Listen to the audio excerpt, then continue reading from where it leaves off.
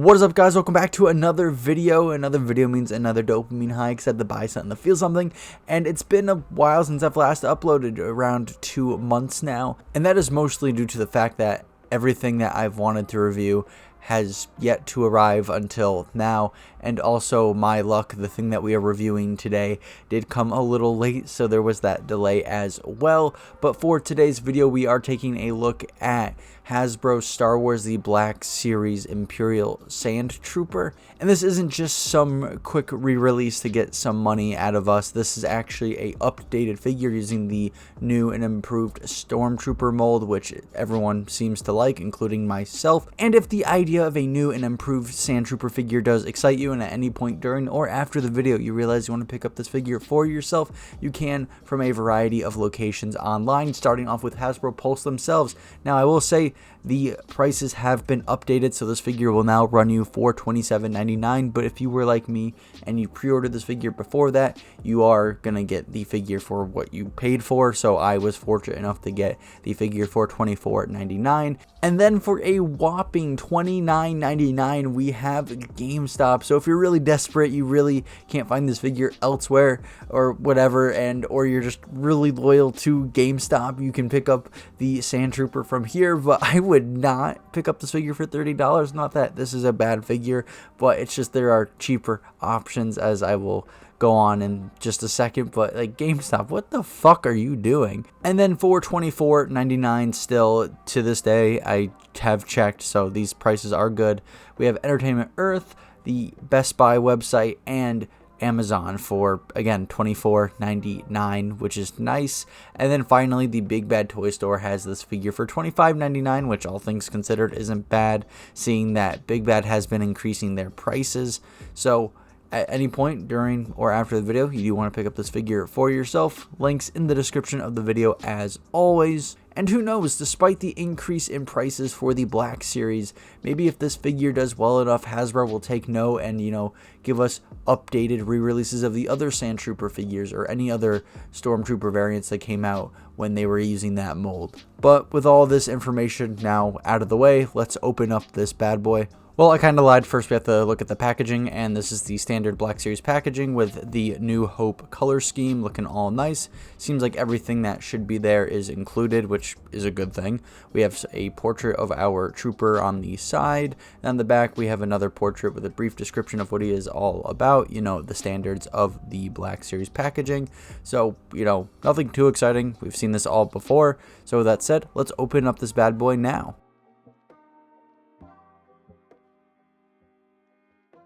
And right out of the box, I can confirm that this is a mighty fine looking figure. Obviously, for the majority of this figure, it is your standard Stormtrooper mold with, his armor and undersuit all looking the same from any other modern Stormtrooper figure. But obviously, this is a Stormtrooper variant, so he's got some things that make him unique, such as the pauldron, the pouches on his belt, and of course, the backpack. So starting off with the pauldron, it's your standard Imperial pauldron, but with that nice Sandtrooper orange. Then the pouches on the belt are also really nice, and they have some wrinkles sculpted in there to make them look like they're made out of fabric. And then finally, for the backpack, starting off with the pouches that go over the shoulder, just like with the pouches on the belt, there are some wrinkles sculpted in there to make them look like they're made out of fabric and not just some stiff plastic. And as for the actual back part of the backpack, it's just full of detail, just a bunch of buttons and vents and line work, and just, again, a bunch of stuff to make this look like it's full of equipment made for long treks in the desert, with some blue and silver and white mixed in to, give it some life. And just overall, it looks really good, and I think Hasbro nailed everything when it comes to this figure visually. But what I personally think is the cherry on top for this figure is Hasbro just didn't take a generic Stormtrooper figure and slap some accessories on him. They actually painted the armor to look dirty, to make it look like this guy actually went through the desert, and it really shows when you put a generic Stormtrooper figure next to him. He has no shine, like as he should, because he went through the desert. So I really just like that extra attention, the detail. This wasn't just some quick cash grab where they threw accessories onto a figure. They actually painted his armor to look different and to have him stand out from the rest of your troopers.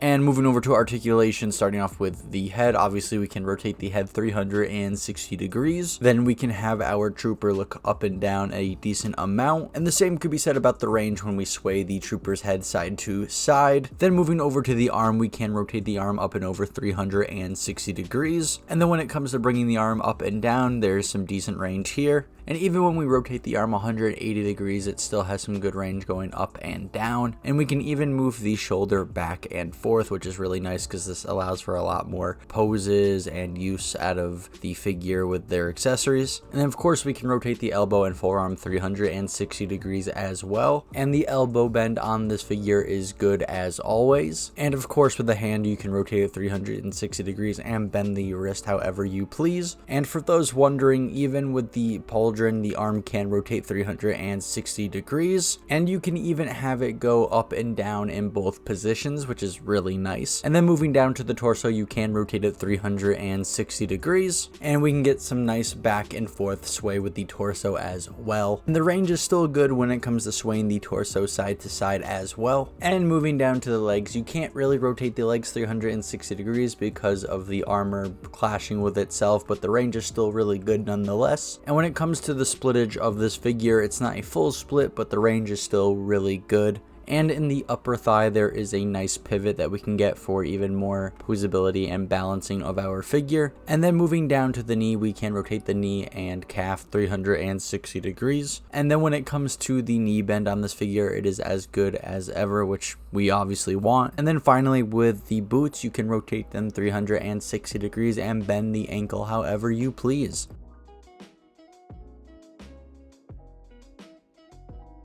And I know we've already shown off the backpack earlier in this video, but I feel like it's appropriate to show its functionality in this segment of the video.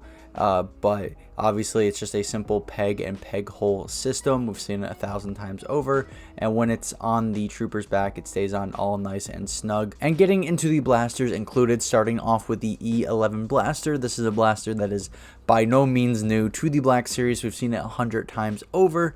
It's got the same paint work and sculpt work that we've seen on pretty much every E11. I mean, this is the version without the flashlight, so this E11 isn't as tactical as some of the other ones that we've gotten, but overall it looks fine. The paint job is very simple. It's all the same color, and I'd actually be really concerned if I didn't like how this looked, seeing that it's been in the Black Series for so long. And for the second blaster included with this figure is a brand new blaster never seen before in the Black Series, and that is the RT97C. And I will admit, it is kind of weird to just now be getting this blaster.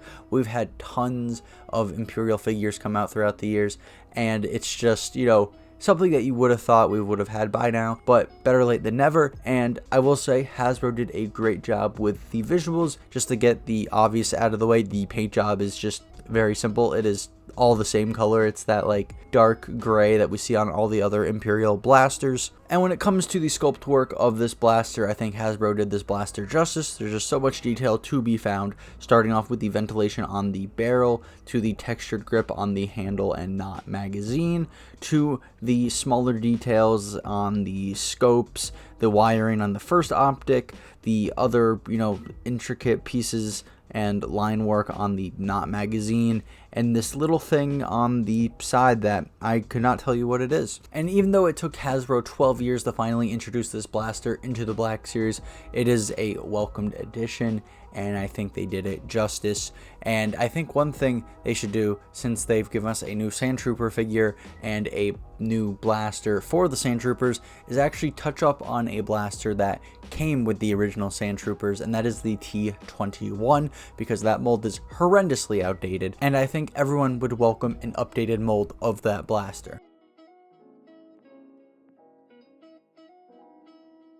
And here we are at the turntable segment of the video, pretty much where I go over my thoughts and opinions, just, you know, pros, cons, strengths, weaknesses, stuff like that. And I typically start this segment off with the negatives, just the sour stuff, just get out of the way, because I don't like dwelling on the negative any longer than I already have to. And honestly, when it comes to this Sandtrooper figure, there's nothing really negative I have to say. I think that Hasbro did a really good job with this figure, actually. I guess at most I could be like, oh, it took way too long to bring the Sandtrooper to the new Stormtrooper mold, or it took them forever to introduce the RT97 97C to the Black Series, but I don't really think those are issues people were having, or at least the majority were really having. Not that the minority doesn't matter, but my point is I don't think anyone was crying about those two things at all. So when it comes to the positives regarding this figure, as if I haven't been glazing him all video, and I could be glazing this figure for like a half hour straight. There's just so much I love about this figure, but to keep it as simple as possible, starting off with the visuals, I love how Hasbro just didn't take a regular Stormtrooper figure and slap some accessories on him. They actually painted him to look like his armor was dragged through the desert. And as for the accessories, I mean, like I said before, the pauldron is your standard Imperial pauldron, but it still looks great nonetheless. The backpack looks great and is chock full of details, and I really love the pouches on the side. They just really add to this, you know, equipment bearing variant of the Stormtrooper. And when it comes to the articulation, obviously we've seen this mold before, we know what to expect from it, and one thing I really love is that none of the accessories hinder this figure's articulation. He can move as if he had nothing on at all, and it's just really nice to see. And as for the accessories, I mean, it's not the most exciting thing when you say it out loud. You just get 2 blasters, but they could have easily just given us one standard issue E11 blaster, but they decided to throw in a second one, and a blaster that we actually have never seen in the Black Series before. And obviously it is a welcomed addition. More guns equal more fun in my opinion, and just I'm very happy with the, you know, introduction to this blaster and how it was handled by Hasbro. So if you haven't figured it out yet, I really like this figure, and I think Hasbro did a really good job at reintroducing the Sandtrooper into the Black Series. And Hasbro, if you're listening, like I said earlier in the video, you know, if this figure does really well, which I think it is, I mean, I have one and I am saying that this figure is really good, maybe Hasbro, you could give us some of the other Sandtrooper variants that you released earlier on in the Black Series, and give us some of the other Stormtrooper variants that were released under the old Stormtrooper mold on this new beautiful one, because I'm pretty sure a lot of people, including myself, would spend money on those re-releases because this is just such a good Stormtrooper mold. And, you know, this would be a perfect excuse to also reintroduce some older Imperial blasters that haven't made their way, you know, into the newer releases, like the T-21 and a few others that I'm thinking of, but I can't remember their names off the top of my head. But, you know, this would just be a good excuse to give us more updated blasters and stuff like that.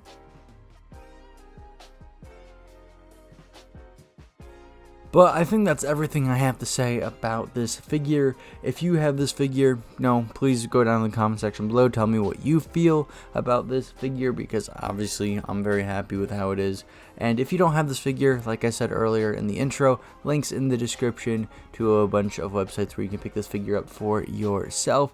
And if you did enjoy today's video, a like and a subscription would be greatly appreciated. And if you want to bounce off anything I said throughout the video, you are more than welcome to by leaving a comment. But if you don't want to move those fingers of yours, I get it. It's a lot of effort.